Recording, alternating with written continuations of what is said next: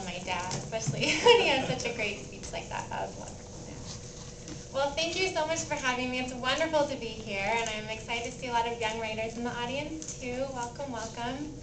I thought I'd start off with some advice, something that I started doing in high school. And of course, I was reading a lot, I was writing a lot, but some other advice I'd have for any writer is whenever you finish a book that you really like, one that really knocks you out, like Holden Caulfield says in Catcher in the Rye, one of my favorite books, I would recommend that you write a letter to the author.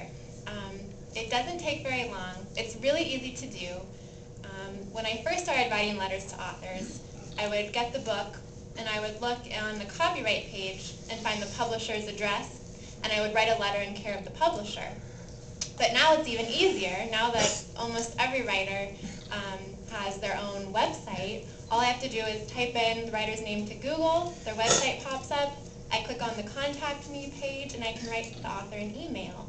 And usually in my emails I tell the author the book I just read of theirs, what I really loved about it, and then I mention that I am a young writer and my writing dreams, and I say, if you have any advice at all for a young writer like me, I would really, really love to hear it.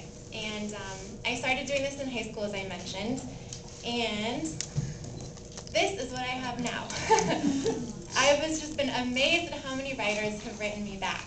And I think it's really neat because not only have I gotten advice from some of my favorite authors who I really admire, it's also made me feel like part of this writing community. And I think often when we read books or when we write ourselves, it can be so isolating and we feel almost like we're in a bubble. And that's why I think groups like this are wonderful. And anytime you can connect with other writers, especially writers that you admire, it just makes you feel like we're kind of all in it together. So I wanted to begin by sharing some of my favorite advice from writers that have written me back letters.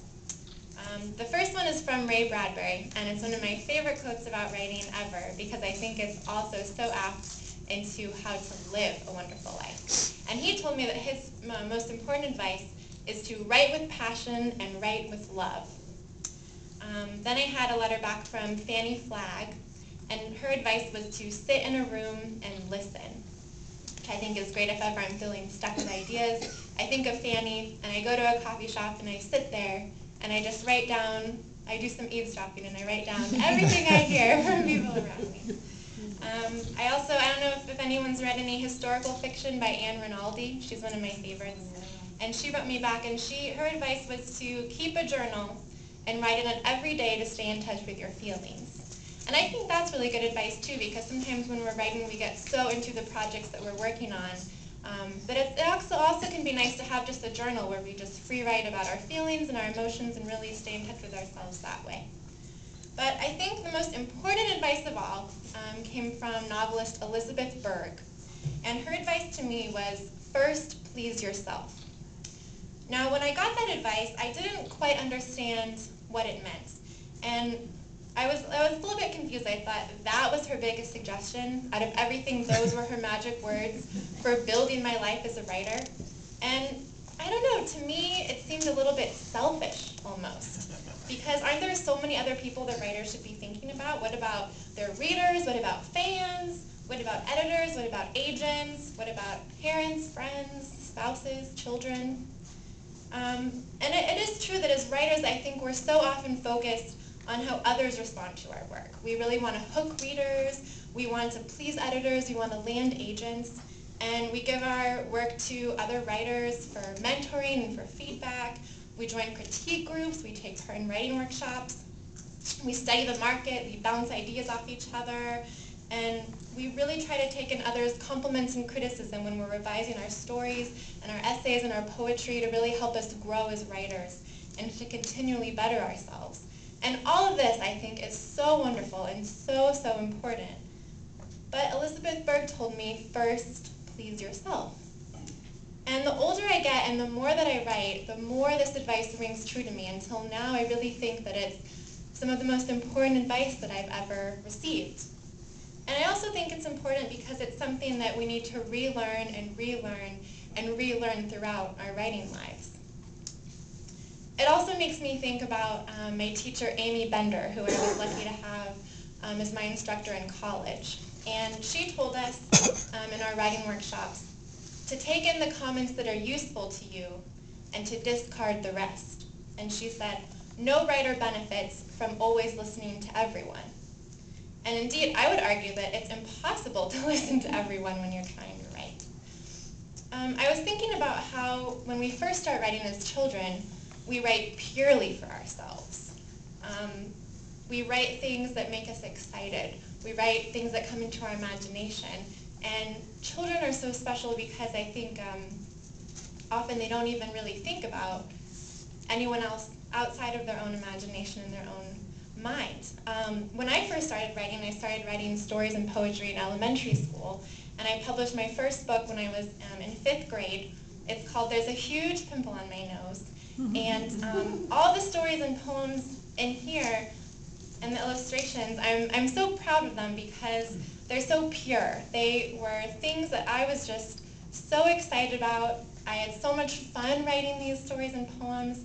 And I didn't really even think about an audience or readership. I had no idea what an age it was when I wrote these. And I had so much fun with it. And this book really snowballs. It ended up getting a lot of momentum. Other young writers, but also parents and teachers loved it. And it sold more than 3,000 copies now from all across the U.S. And it was really successful. And this book was just about pleasing myself. And it just made me so happy. Everything that I wrote in this, I just loved writing. And this book also was kind of a turning point to me in that when I published it and got it out into the world was kind of the first time I really began receiving criticism from other people. I had a lot of editors from magazines and newspapers that I sent it to try to get reviews who said I was too young to be a writer. And to me that just seems so silly because I think you're never too young or too old to be a writer. But that was the first time that I really kind of got that criticism.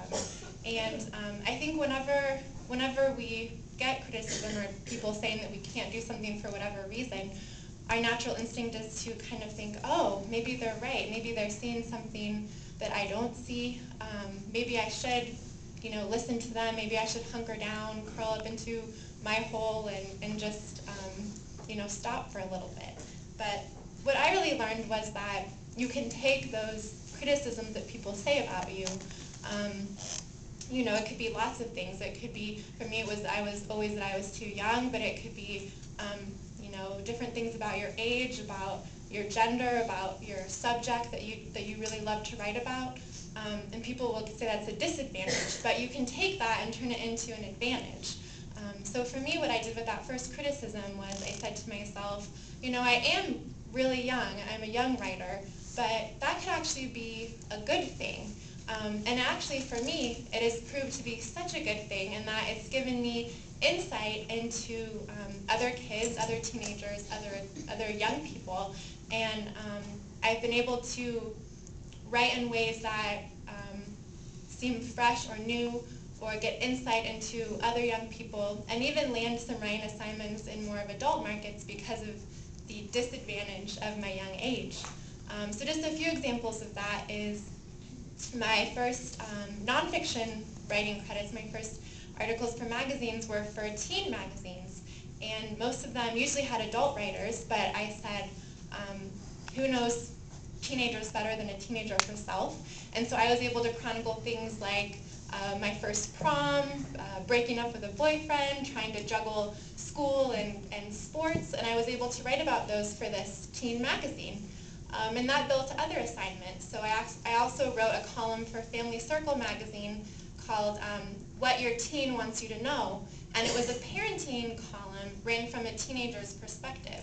So the idea was that the life of teenagers now is different in many ways than from when it was when parents were teenagers. And so as a young person myself, I was able to write authentically about what it was like to be a teenager today, and I was able to interview my peers in my high school and my friends and really get conversations going about what it's like to be a teenager, the heavy workloads, the intense pressure to get into colleges, the competitiveness, and chronicle that for Family Circle. And all those assignments, I would not have been able to write if I had been an older writer. And so I really learned not only to please myself in writing what makes me happy, but also to please myself in just how I think about myself as a writer, and to turn around those, negative criticisms that I got, and how can I use these into something. Let's see, is that better? No. Can you guys still hear me though? Okay. Tell me if it starts. We'll turn it down again. But how can I turn that around and use that to become something positive for myself? Can I ask you something? Yeah. Who nurtured you when you were a young child? Yes, who nurtured me? Nice home and stuff like that? Definitely. They're sitting right there, my family right here. I was really lucky that I had some very nurturing parents and teachers, of course, when I was young. But I think a lot of times I work a lot with kids now. I do a lot of writing workshops and classes for kids, all the way from second grade up through high school. And when I work with kids, it's funny because it started as something that I wanted to do to give back to the writing community. Like I just talked about at the beginning, I feel like it's so important to be involved in a writing community, and we're so blessed to have groups like this that we can get together. And I think if ever you get a chance to, as our President Lee does, she goes into classrooms and works with children and helps get them to write. And I think if ever you get an opportunity to do that, it's so valuable, not only for you're thinking you're trying to do it to help others, but it really can help you so much too. And